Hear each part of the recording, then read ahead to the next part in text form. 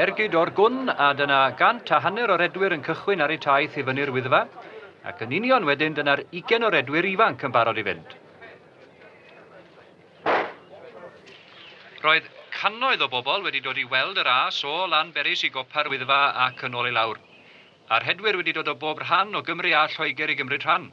Yn ei plith nifer helaeth o fechgyn lleol o glwb hedwyr Eryri, clwb a sefydlwyd llai na blwyddyn yn ôl. Rhyw ddwsin o ferched oedd yn cystadlu ac ambell un yn amlwg ar lai o frys na'i gilydd.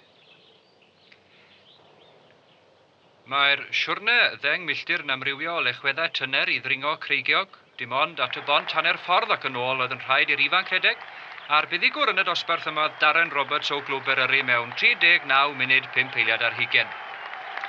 Yr enillydd am yr eildroedd Ricky Wilde o Fanceinion dros funud a hanner yn gyflymach na'i amser llynedd. Yr ail Dave Francis o Westbury a dorodd record drwy gyrraedd y copa mewn 43 o funudau.